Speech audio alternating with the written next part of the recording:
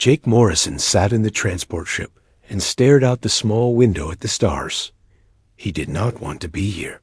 He wanted to be back on Earth, working in the ship repair yard where things made sense. Engines were simple. You fixed them or you replaced them. People were much harder to deal with. The military had other plans for him. They said he was perfect for this job. Jake had spent 12 years as a Marine. He had survived in deserts, jungles, and frozen mountains. He knew how to leave when everything went wrong. Now they wanted him to teach aliens how to do the same thing. Jake looked at the file on his tablet again. The Velani were a smart species from a water world called Velanos Prime. They had amazing technology that humans could only dream about. They could grow buildings from special plants. They could create energy from nothing. They had solved problems that humans were still working on, but they had one big problem. They had never learned how to survive without their technology. Their world was perfect. It never got too hot or too cold. There were no dangerous animals.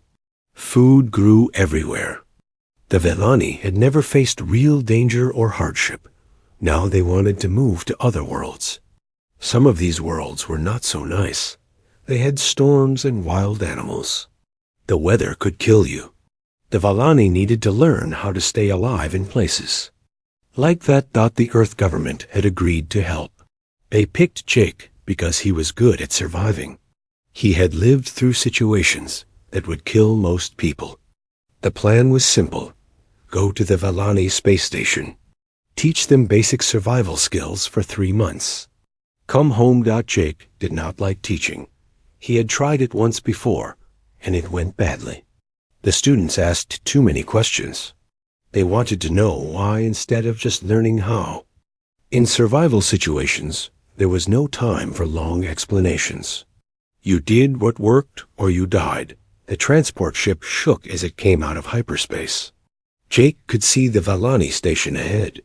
It was beautiful, in a way that human stations were. Not. It looked like it had been grown instead of built. Smooth curves replaced sharp edges. It seemed to glow with its own light. The docking was smooth.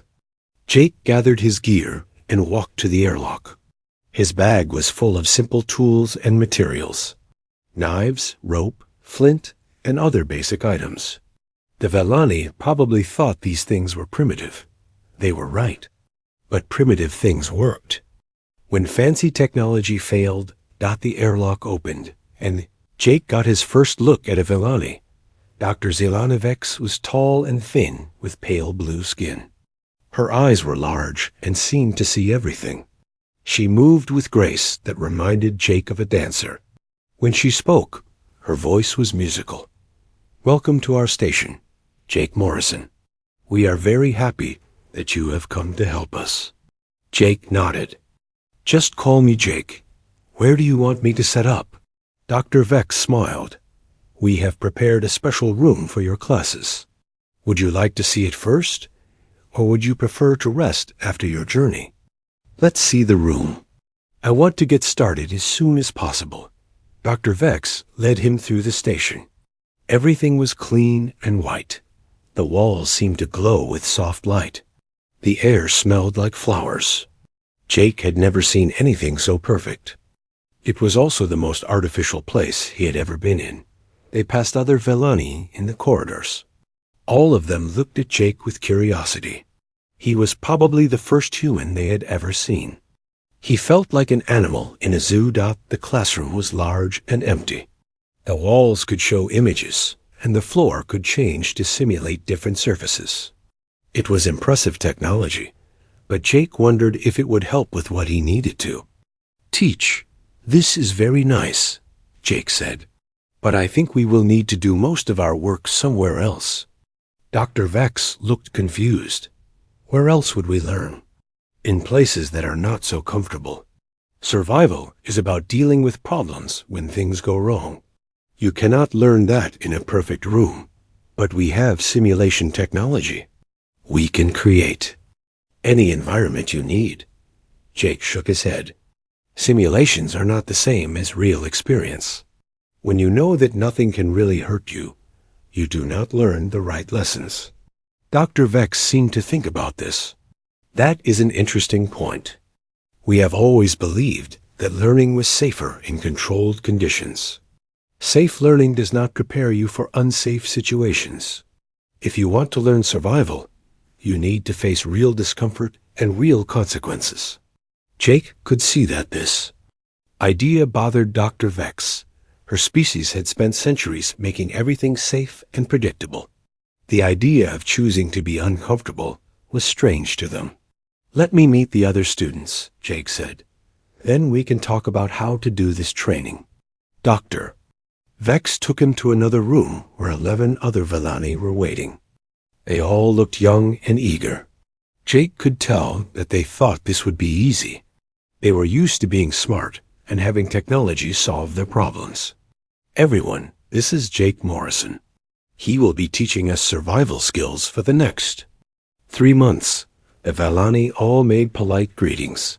Jake looked at each of them. They seemed soft and delicate. Their hands were smooth and clean. They had never done hard physical work. This was going to be more difficult than he had expected. "Tell me what you think survival means," Jake said to the group. One young Vellani raised her hand. "It means staying alive when your technology fails. That's part of it. What else?" Another student spoke up. "Finding food and water when you are lost. Also part of it. But survival is more than just staying alive. It is about making decisions when you do not have all the information you need. It is about staying calm when everything goes wrong. It is about working with your hands and your mind together." The students looked at each other. Jake could see that they were thinking about this in a new way. "We will start tomorrow," Jake said. "Wear old clothes. We are going to get dirty." As the students left, Dr. Vex stayed behind. "I have a question, Jake. Why did you agree to come here? You do not seem like someone who enjoys teaching." Jake was quiet for a moment. "You're right. I don't usually like teaching. But your people are going to face real dangers when they leave this station. If I can help them stay alive, then it is worth doing." Dr. Vex nodded slowly. "I think we chose the right teacher." Jake hoped she was right. He had 3 months to turn these soft scholars into people who could survive anything. It seemed impossible, but he had done impossible things before. The next morning would be the real test.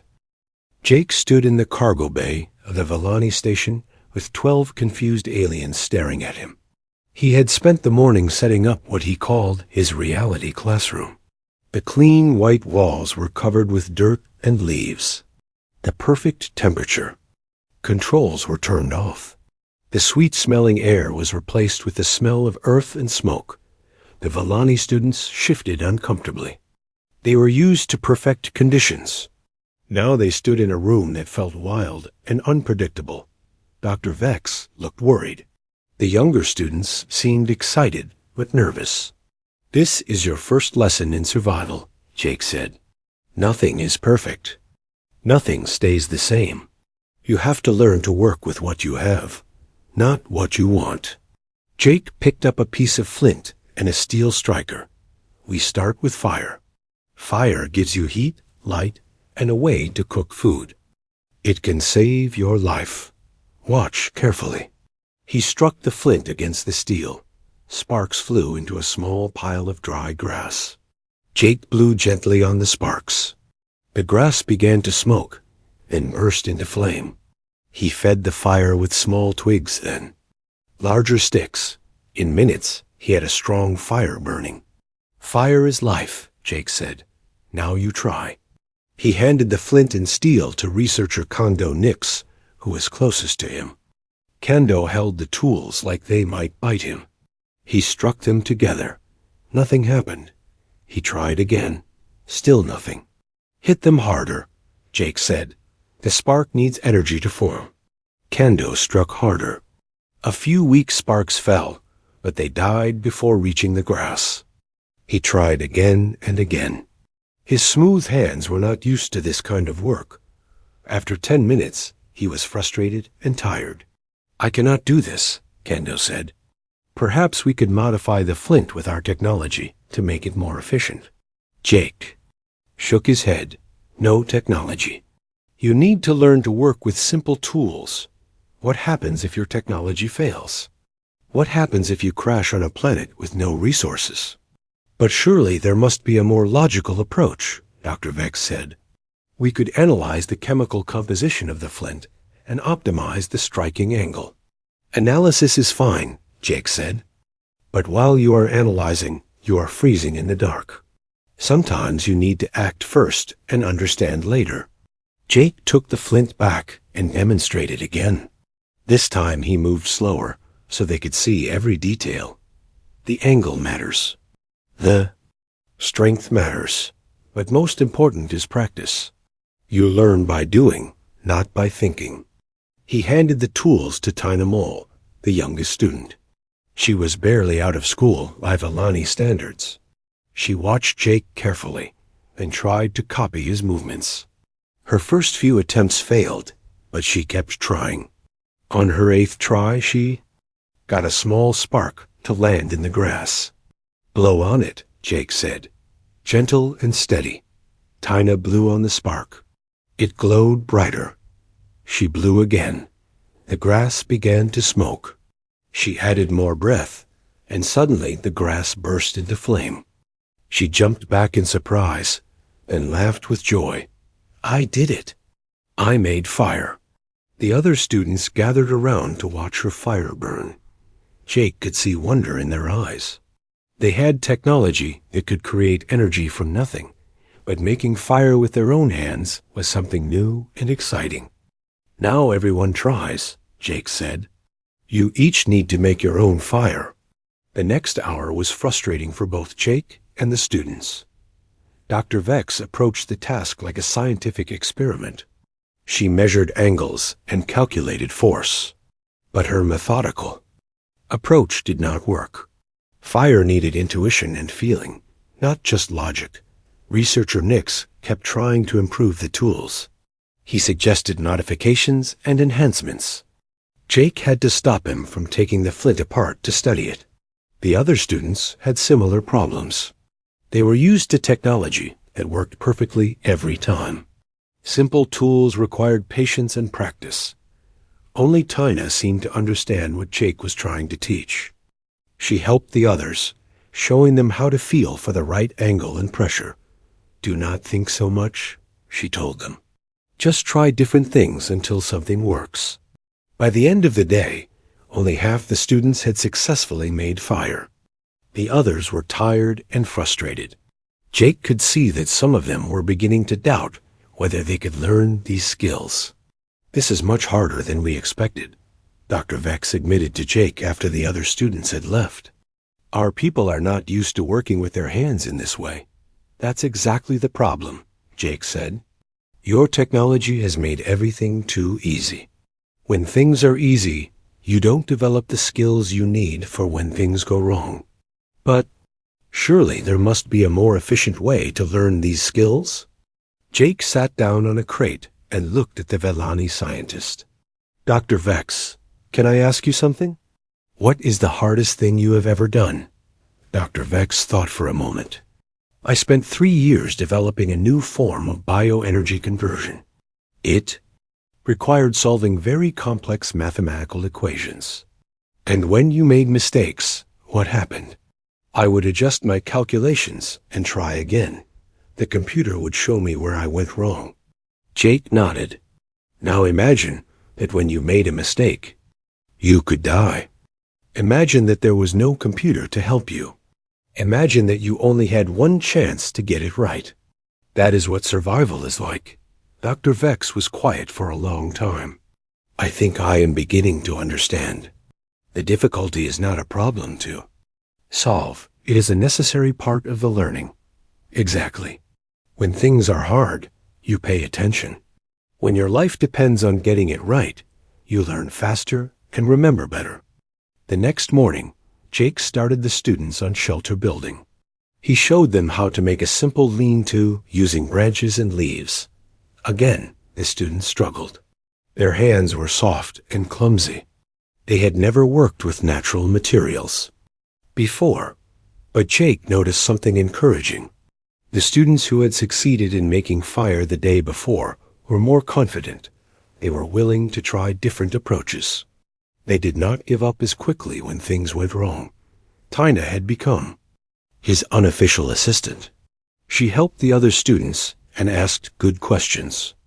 "Why do we angle the branches this way?" she asked. "What happens if we use different materials?" "Those are the right questions," Jake told her. "You are learning to think like a survivor.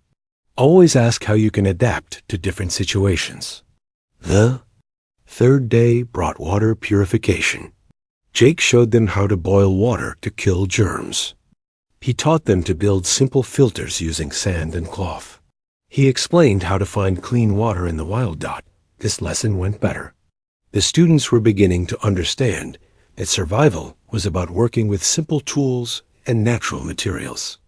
They were also learning that practice was more important than theory, but Jake could see that some students were still struggling with the basic mindset. They wanted rules and procedures. They wanted to know exactly what to do in every situation. Survival did not work that way. Every situation is different, Jake told them. You cannot memorize all the answers. You have to learn to think and adapt. Dr. Vex raised her hand. But surely there are basic principles that apply to all situations? Yes, there are principles, but applying them requires judgment. You have to look at your situation and decide what is most important. Sometimes you need fire first. Sometimes you need shelter. Sometimes you need water. You have to choose. How do we know which choice is right? Jake smiled. Experience. You make the best choice you can with the information you have. If it works, you remember it. If it doesn't work, you learn from the mistake and try something else. This was the hardest lesson for the Valani to accept. They were used to having complete information before making decisions. The idea of acting with incomplete knowledge was frightening to them, but Jake could see that they were beginning to change. The students who had been soft and helpless a few days ago were starting to look more confident. Their hands were getting rougher from the work. They were learning to trust their instincts as well as their minds. There was still a long way to go, but Jake was beginning to believe that these alien scholars might actually learn to survive after all. Jake stood at the edge of the holodeck and watched his students fail again. It was the beginning of the third week, and he had created a simple scenario for them. They were supposed to be survivors of a crashed ship on a forest planet. They had basic tools and needed to create a camp before nightfall. The 12 Velani stood in the middle of the simulated forest looking lost. They had all the skills Jake had taught them. They knew how to make fire, build shelter, and find water. But when faced with a real situation, they froze. What do we do first? Asked researcher Kando Nix. We should analyze the environment, said Dr. Vex. Determine the climate, identify potential resources, and assess threats. But that will take hours, said another student. The sun is already getting lower. Jake watched them debate while precious daylight slipped away. This was the problem he had been fighting for weeks. The Velani were smart, but they were paralyzed by their need to have perfect information before acting. We need more data, Dr. Vex declared. We cannot make informed decisions without understanding all the variables. Jake had heard enough. He stepped into the simulation. Stop. Everyone stopped talking. The students turned to look at him. They seemed relieved that he was there to give them answers. I am leaving, Jake said. You are on your own. Figure it out or spend the night cold and hungry. He walked out of the holodeck and sealed the door behind him. The students could not follow him. They would have to solve this problem themselves. Jake went to the observation room where he could watch without being seen. The students were in panic mode. They had never been left alone to make decisions. Someone had always told them what to do. "This is impossible," said one student. "We need Jake to guide us." "No," said Tina Mole, the youngest student. "We have learned everything we need to know. We just need to use it." Jake smiled. Tina was the only one who understood what he was trying to teach. She had been the best student from the beginning. She was willing to try things and learn from mistakes. "But what if we make the wrong choice?" asked Dr. Vex. "Then we learn from it and make a better choice next time," Tina said. "Jake told us that making mistakes is part of learning." Tina picked up a stick and started examining the ground. "The soil is soft here. That means there is probably water nearby. We should look for a stream or pond." "How do you know that?" asked Kendo. "I remember what Jake taught us about reading the environment. Soft soil often means water. Green plants need water to grow. Look at the plants around us." Jake watched as Tina led the group through the forest. She was applying the lessons he had taught them, but she was also thinking for herself. She was learning to trust her instincts. The group found a small stream. Within an hour, Tina had been right about the water. The other students began to see that they could figure things out if they tried. "Now we need shelter," Tina said. "It will be dark soon." This time, more students joined in. They had seen that Tina's approach worked. They began gathering materials and building a simple lean-to shelter near the stream. Jake watched Dr. Vex struggle with the new approach. She was used to being the leader, but her analytical mind was not working well in this situation. She kept trying to plan everything perfectly while the others worked. "Dr. Vex," Tina said gently, "maybe you could help us gather firewood while we finish the shelter?" It was a smart suggestion. Tina was giving Dr. Vex a useful task without challenging her authority. Jake was impressed by the young Villani's leadership skills. As the sun set, the group had a working shelter, a fire, and purified water. They were tired and dirty, but they had succeeded. More importantly, they had done it themselves. Jake entered the holodeck as the students were cooking some emergency rations over their fire. They looked up at him with pride. "We did it," said Tina. "We survived our first night." "Yes, you did," Jake said. "How does it feel?" "Scary," admitted one student, "but also exciting. We never knew we could do things like this." Dr. Vex looked thoughtful. "I think I understand now what you have been trying to teach us. Survival is not about having all the answers. It is about being willing to act with incomplete information." Jake nodded. "That's part of it. What else did you learn?" "That making mistakes is not the end of the world," said Kando. "When we built the shelter wrong the first time, we just fixed it. We did not need to start over completely." "Teamwork is important too," added another student. "We each had different strengths. When we worked together, we were much more effective." Jake was pleased with their insights. They were finally beginning to understand the real lessons of survival. It was not just about techniques.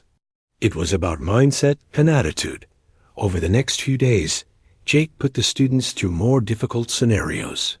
Each time, they performed better. They were learning to trust themselves and each other. They were developing confidence. The breakthrough came during a desert survival scenario.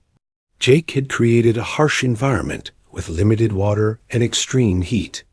The students needed to travel across the desert to reach safety. This time, they did not panic. They quickly assessed their situation and made a plan. Tina took the lead again, but the others contributed ideas and suggestions. Even Dr. Vex had learned to balance analysis with action. They rationed their water carefully. They traveled during the cooler parts of the day. They used their clothing to protect themselves from the sun. When they faced unexpected challenges, they adapted quickly. Jake watched them work together as a team. They were no longer the helpless scholars he had met 3 weeks ago. They were becoming survivors. The most impressive change was in their attitude. They were no longer afraid of making mistakes. They saw challenges as problems to solve, not threats to avoid. They were willing to try new approaches and learn from the results. "I think you are ready for the next level," Jake told them after. They completed the desert scenario. Advanced survival techniques. The students looked excited. They had discovered that they enjoyed these challenges. The fear was gone, replaced by confidence and curiosity. Dr. Vex approached Jake after the other students had left. "I want to thank you for what you have done for us. You have changed how we think about problems." "You did the work," Jake said. "I just showed you what you were capable of. It was more than that. You taught us to trust ourselves. Our entire culture is built on having complete information before making decisions. You showed us that sometimes we need to act on faith." Jake thought about this. It's not really faith. It's trusting in your ability to adapt and learn. Humans have survived because we are good at figuring things out as we go. That is exactly what I mean. You have given us something precious, the confidence to face the unknown. Jake looked out at the stars through the station's windows. These aliens were very different from humans, but they were learning to think like survivors. They were discovering strengths they never knew they had. "What happens next?" Dr. Vex asked. "Now we teach you to thrive, not just survive," Jake said. "You have learned the basics. It's time to learn how to turn problems into opportunities." The Vellani students had passed their first major test.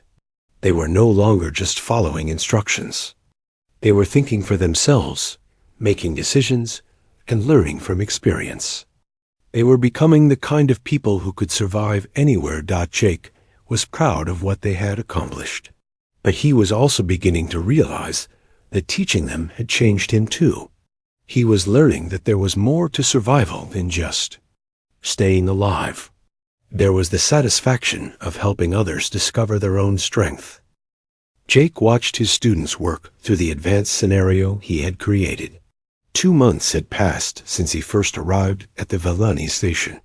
The group that had once stood helpless in a simulated forest was now handling complex survival challenges.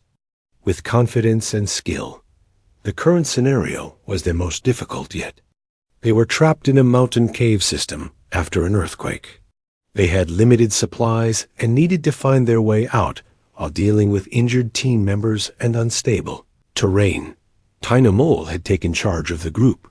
She was no longer the quiet young student who had arrived weeks ago. She had become a natural leader, able to make quick decisions under pressure while keeping the team working together. "Kando, you and Dr. Vex check the injured," Tina directed. "Look for anything serious that needs immediate attention. The rest of us will scout the cave system and look for a way out." Jake was impressed by how smoothly the team worked. They had developed their own system of communication and decision-making. Each person had found their strengths and learned to contribute effectively. Dr. Vex had been the most surprising transformation. The analytical scientist had struggled with the intuitive nature of survival thinking, but she had learned to balance her need for information with the necessity of action. She had become an expert at what Jake called adaptive leadership. "The injured team member has a broken leg," Dr. Vex reported. "We need to make a splint and find a way to transport him safely." "Can we move him?" asked Tina. "Yes, but we need to be careful. The wrong movement could make the injury worse." Jake watched Dr. Vex work with a simulated injured person. She was applying both her scientific knowledge and the practical skills she had learned. She was no longer just a theorist. She had become someone who could solve real problems with real consequences. Kando had developed into the group's resource specialist. He had an almost magical ability to look at their surroundings and find useful materials. He could turn debris into tools and obstacles into opportunities. "I found some metal rods in the cave-in," Kando reported. "We can use them to make a stretcher. There are also some old cables that might work as rope." The team worked together to create a makeshift stretcher. They tested it carefully to make sure it would hold the injured person's weight. Then they began the slow process of moving through the cave system. Jake followed behind, watching how they handled each challenge. When they came to a section where the cave narrowed, they worked together to find a way to get the stretcher through. When they reached a drop-off, they used their rope-making skills to create a way down. Most impressive was how they handled setbacks. When their first route was blocked by fallen rocks, they did not panic. They simply backtracked and found another way. When one of their tools broke, they improvised a replacement. "This is remarkable," Dr. Vex said during a rest break. 2 months ago, we would have been paralyzed by a situation like this. Now we just see it as a puzzle to solve. "It's more than that," said Tina. "We have learned to trust ourselves and each other. We know that even if we make mistakes, we can fix them." Jake nodded approvingly. They had learned the most important lesson of all. Survival was not about being perfect. It was about being adaptable. It was about having the confidence to try, fail, learn, and try again, not as the scenario concluded successfully. Jake gathered the students for their daily discussion. This had become his favorite part of the training. The students would share what they had learned and ask questions about how to apply their new skills. "Tell me what you learned today," Jake said. "Leadership is not about giving orders," said Tina. "It's about helping everyone contribute their best skills. Planning is important, but you have to be ready to change the plan when circumstances change," added Dr. Vex. "Working together makes us all stronger," said Kando. "Problems that seem impossible for one person become manageable for a team." Jake was pleased with their insights. They were not just learning techniques. They were developing wisdom. They were beginning to understand the deeper principles behind survival. "What will you do when you leave this station?" Jake asked. "How will you use what you have learned?" The students looked at each other with excitement. They had been discussing this question among themselves for weeks. "We want to establish a training program on our homeworld," said Dr. Vex. "Other Villani need to learn these skills before we begin colonizing new worlds. We could adapt the training for our physiology and culture," added Tina. "Keep the core principles, but make them work for our people." "And we want to continue learning," said Kando. "We feel like we have only scratched the surface of what is possible." Jake smiled. This was exactly what he had hoped to hear. The students were not just taking knowledge back to their people. They were taking the desire to keep learning and growing. Over the next few days, Jake introduced them to more advanced concepts. He taught them about leadership under extreme stress. He showed them how to manage resources when supplies were critically low. He explained the psychology of survival and how to maintain morale in desperate situations. The students absorbed everything eagerly. They were no longer just trying to pass a course. They were preparing for a lifetime of challenges and adventures. "I have a confession to make," Dr. Vex said to Jake one evening after the other students had left. "When you first arrived, I thought this training was unnecessary. I believed our technology made survival skills obsolete. What changed your mind?" "I realized that survival skills are not really about surviving.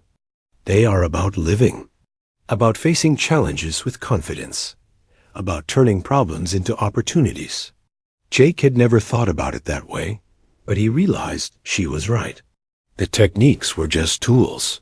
The real value was in the mindset and attitude that came with mastering them.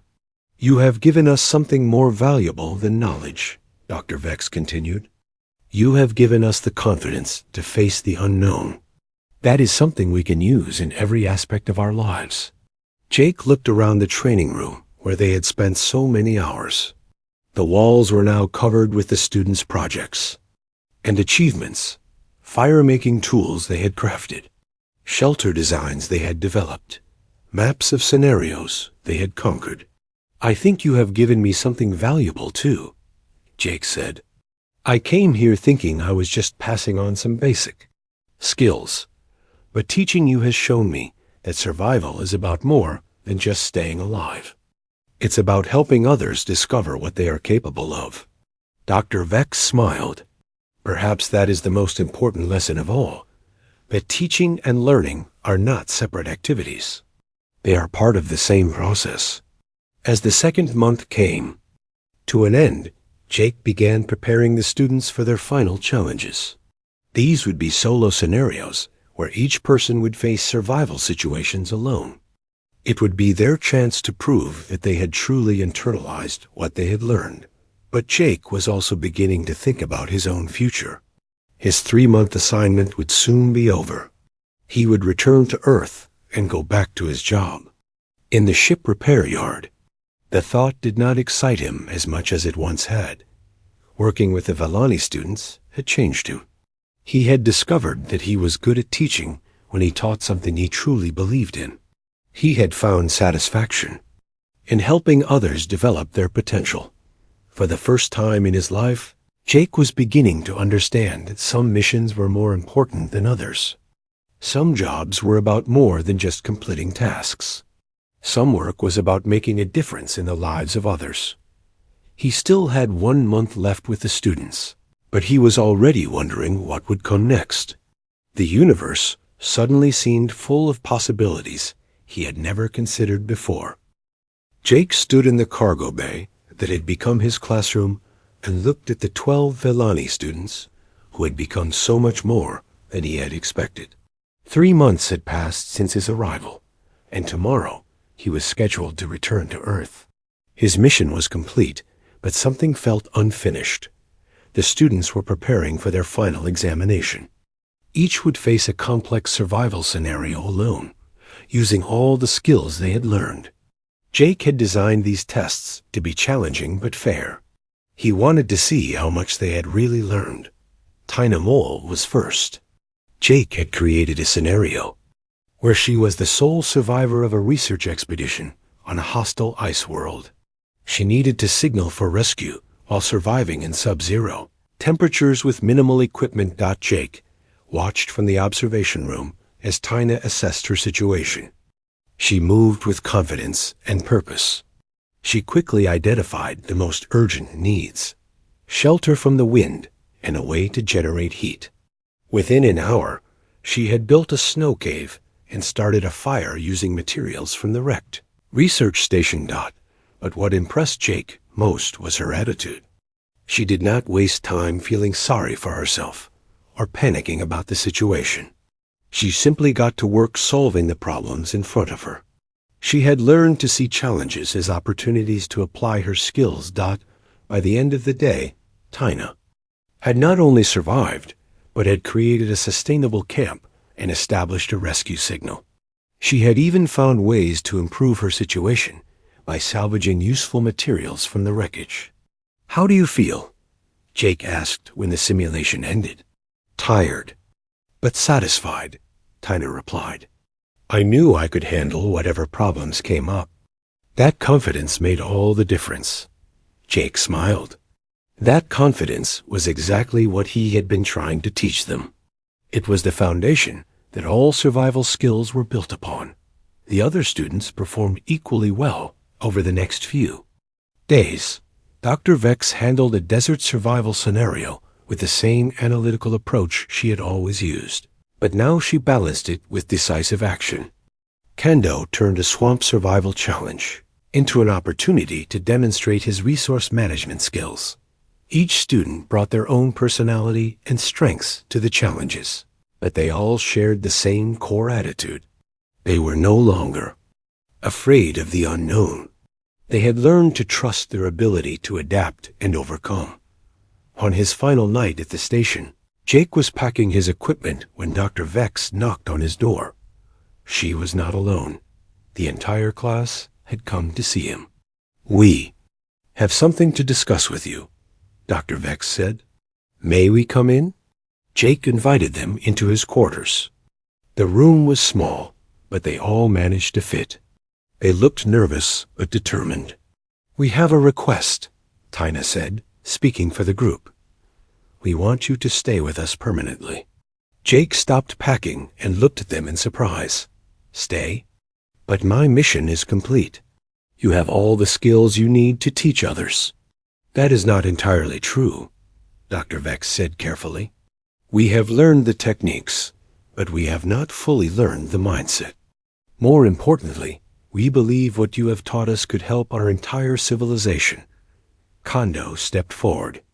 The survival training has changed how we approach all problems, not just survival situations. We think differently now. We act with confidence even when we do not have complete information. We want to bring this way of thinking to all our people, added another student, but we need your help to do it properly. Jake sat down on his bunk and looked at each of them. These were not the same Vellani who had greeted him 3 months ago. They had grown and changed in ways that went far beyond learning survival techniques. Tell me more about what you are thinking, Jake said. Dr. Vex pulled out a datapad and activated a holographic display. We have been working on a proposal for the past month. We want to establish a new type of education program on our homeworld. The display showed plans for training facilities and curriculum outlines. Jake could see that they had put considerable thought into this idea. We call it adaptive thinking education, Tina explained. It would teach our people to be comfortable with uncertainty, to learn from failure, and to work together under pressure. But survival techniques are only part of it, Kendo added.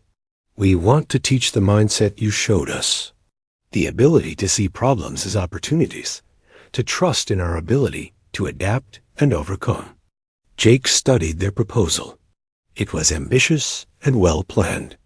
They had identified ways to integrate survival training with other subjects. They had designed methods to teach confidence and adaptability alongside technical skills. This is impressive work, Jake said. But why do you need me? You understand these concepts now. You could teach them yourselves. We have submitted a formal request to both the Galactic Council and Earth Command, Dr. Vex said. We want you to become a permanent cultural exchange advisor. Your job would be to help us develop this program and train our instructors. Jake was quiet for a long time. He had never expected this kind of offer. He had come here to complete a simple assignment and return home. Now they were asking him to change his entire life. I need to think about this, Jake said finally. We understand, Tina said. But we want you to know how much you have changed us. We are not the same people who met you 3 months ago. After the students left, Jake walked to the observation deck and looked out at the stars. The view reminded him of his journey here 3 months ago, when he had been reluctant and pessimistic about the assignment. Now, everything was different. The work he had done here felt more meaningful than anything he had ever accomplished. He had not just taught survival techniques. He had helped these beings discover strengths they never knew they possessed. Dr. Vex found him there an hour later. Whatever you decide, we want you to know that you have given us something precious. You have shown us that we are capable of more than we ever imagined. Jake smiled. You know, when I first arrived here, I thought I was just going to teach you some basic skills and leave. I never expected to learn anything myself. What did you learn? That teaching can be as rewarding as any mission I have ever undertaken. That helping others discover their potential is more satisfying than just completing tasks. Dr. Vex nodded. Perhaps that is the most important survival skill of all. The ability to grow and change when circumstances require it. Jake thought about his life on Earth. His job in the ship repair yard was steady and comfortable, but it was not challenging anymore. He had mastered those skills years ago. Here on the Vellani station, he had discovered new abilities he never knew he possessed. There is something else, Dr. Vex said. Our preliminary reports about this training program have attracted attention from other species in the Galactic Council. Several worlds have requested similar programs. Jake looked at her with interest. Other species want to learn human survival techniques. They want to learn human adaptive thinking, the ability to thrive in uncertainty, to turn problems into opportunities. We believe this could become a new field of education throughout the galaxy. The idea was exciting and terrifying at the same time. Jake had never imagined that his simple survival skills could have such far-reaching implications. If I agreed to stay, Jake said slowly, what would happen to my life on Earth? Earth Command has already approved the assignment, Dr. Vex said. They believe cultural exchange programs like this are important for human relations with other species. You would be pioneering a new type of diplomatic mission. Jake spent the rest of the night thinking about the decision. He looked at the equipment he had packed for his return journey. Simple tools and materials that had helped transform 12 alien scholars into confident survivors. By morning, he had made his choice. When the transport ship arrived to take him back to Earth, Jake was not on board. Instead, he sent a message to Earth Command explaining his decision to accept the permanent assignment. The students were overjoyed when he told them. They had been nervous that he would refuse their request. So what happens now? Tina asked. Now we build something new together, Jake said. We take what we have learned and find ways to share it with others. We help create a galaxy where beings are not afraid of challenges, but excited by them. 6 months later, Jake stood in a classroom on the Velani homeworld watching a group of young Velani learn to make fire. Dr. Vex had become his co-instructor, helping bridge the gap between human intuition and Velani analytical thinking. The survival training program had expanded beyond anything they had originally imagined. Students came from across Velani space to learn not just survival techniques, but the human approach to adaptive thinking and problem solving. Other species had begun sending representatives to observe the program. The Galactic Council was considering making it a standard part of education for spacefaring civilizations. Jake had discovered that his true calling was not just surviving, but teaching others to thrive in any circumstances.